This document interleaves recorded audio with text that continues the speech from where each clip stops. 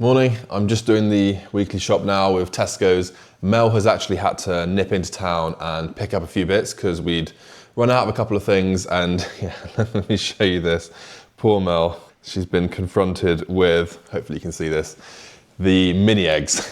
So yeah, that's one of the things that I think is actually a bit of an underrated benefit of getting your supermarket shop delivered if you're dieting. You just don't have to be confronted with all that really tasty nice stuff, because it tests your willpower a bit to sort of have to say no, and not going to get these things as you're walking through the supermarket, especially when you're hungry. It just adds up. You just don't need to expose yourself to that extra bit of stress and kind of willpower burn.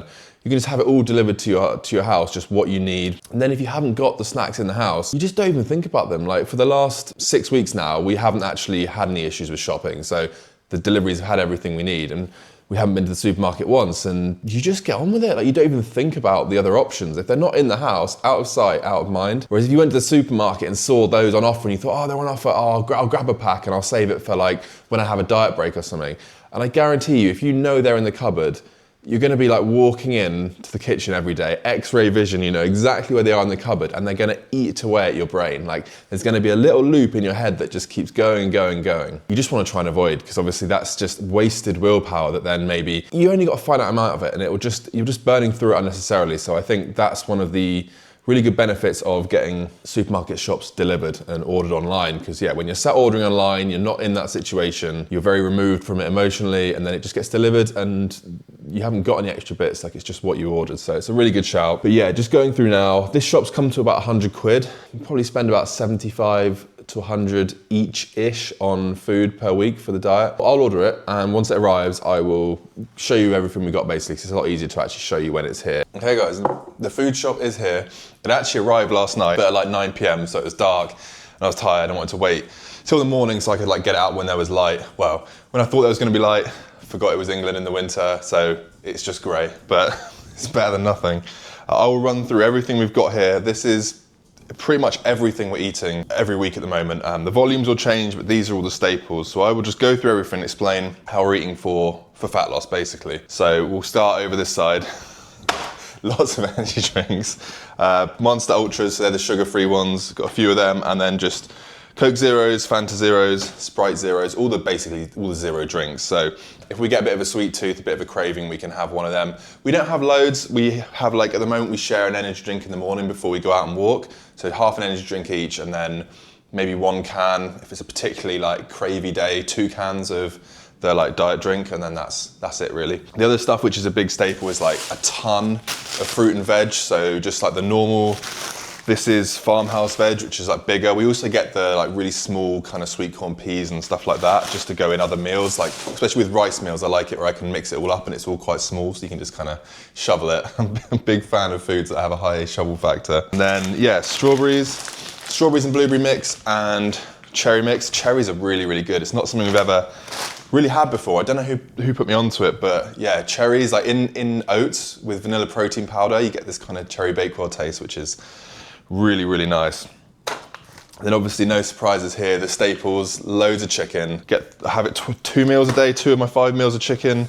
And then we're still having beef, and this is the 5% fat, so the lower fat stuff. And we can't even pour any off actually. Even when we cook it in the pan, you just get a bit of water in the pan. It's not like with the higher fat minces where you see all the orange kind of oily fat come off and you can drain it off. You don't even see that, so yeah, it's pretty lean. Potatoes, we're still having some carbs, just potatoes. Sometimes we mix and make a mix of sweet potato and normal potato, because there's really not that much difference in them nutrition-wise.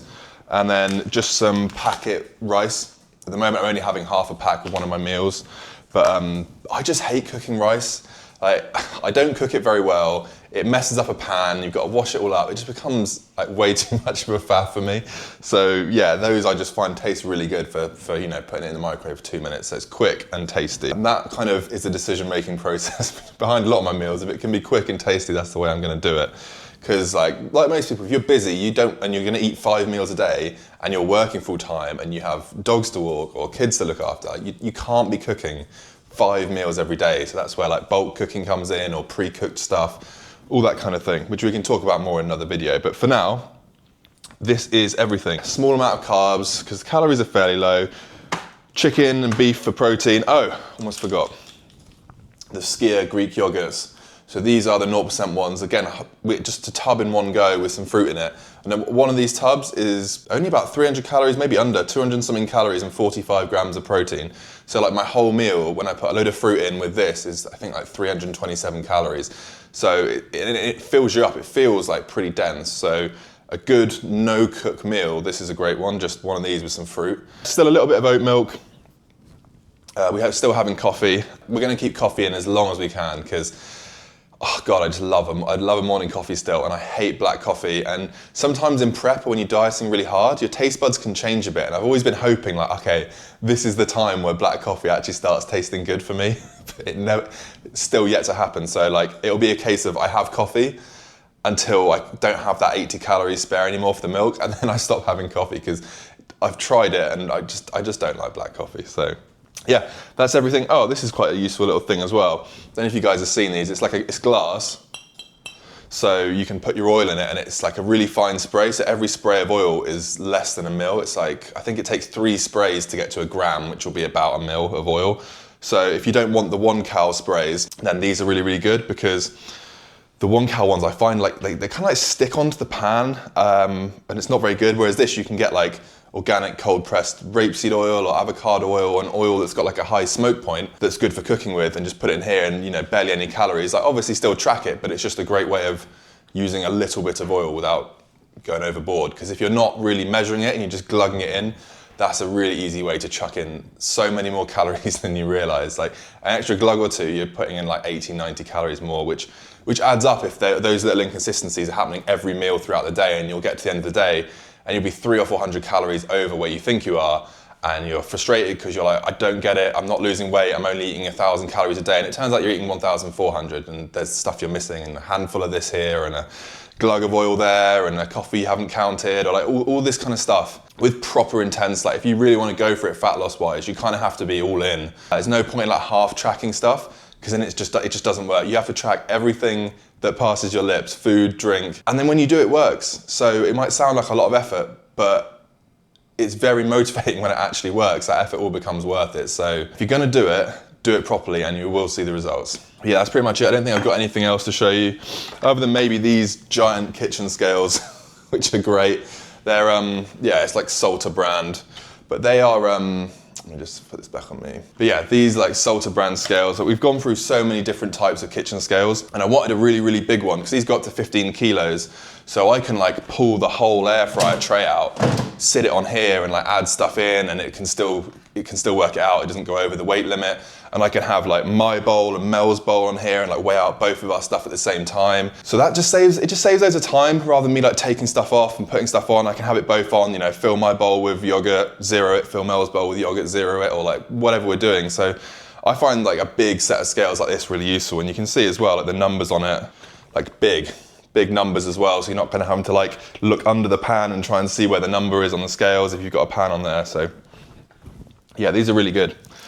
I think that's it. I think I'm out of useful advice. But that's all the food. That's all we're eating at the moment. We haven't gone off plan for like 5 weeks, since Christmas. Fruit, veggies, always stay in all year round. Prep, off season, always keep them in. Gone are the days of bodybuilding and eating like just chicken and rice. You need your micronutrients, you need your fiber. Like, why not just stay healthy? It's a much easier way of doing things. Yeah, and then no surprises really with the chicken and the beef, but maybe the yogurt's the one you wasn't expecting, and that's such a quick, easy meal for busy people. So definitely get on it with that. Packet rice is a lifesaver. It will save you so much time. So again, if you're short on time, don't cook your own rice. Just get the packet stuff. The supermarket brand stuff's pretty cheap as well. It ends up, I think it's like 60p a pack. So for the sake of that, I think it's worth it. The other thing is, there's not really like diet foods and normal foods. I think you kind of get past that phase quite quickly when you get fairly seriously into like building muscle, because you realize like there's just good foods that are the right foods to eat, and other foods which you just enjoy and accept them for what they are, basically. And a good example of this is like the meat. So at the moment, we're like on obviously low calories in a fat loss phase, dieting. like competition prep. So we've got the 5% fat mince. And the easiest thing you can do, if you're at the opposite end of the scale and you're in a build phase, trying to up your calories and trying to gain muscle, just get the 15% fat mince. You can eat exactly the same volume of food and get way more calories, because you get the opposite problem happening at the other end of the spectrum. So right now, I'm really hungry and want as much volume as possible. But at the end of a build phase, you're really not hungry and want to get as many calories in for as least volume as possible. So these are like easy switches you can make. Again, another one you can do with the Skyr yogurt. This is the 0% fat one. You can get a 5% fat version, so exactly the same volume of food, and you can get more calories in. Same with chicken breasts if you want. You can switch to chicken breasts for chicken thighs that are more fatty. So again, you've got all these options where you can adjust the calories without having to lose or gain volume.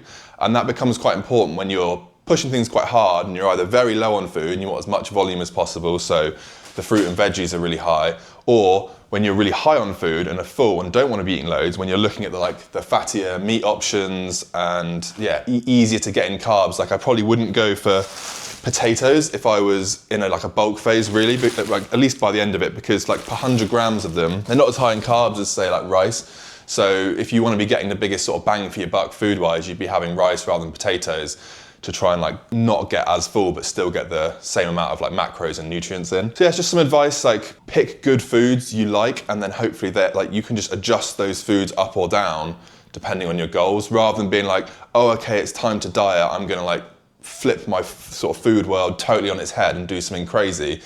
That's not the way to go about it. That's not what people do. It's not, at least that's not what the pros and people that know what they're doing do. That's an unsustainable method where, you're just not gonna get results that last, basically. So if you actually wanna do it properly, get results that last, understand food, do it healthily, and do it for the long run, then this sort of thing is the way to go.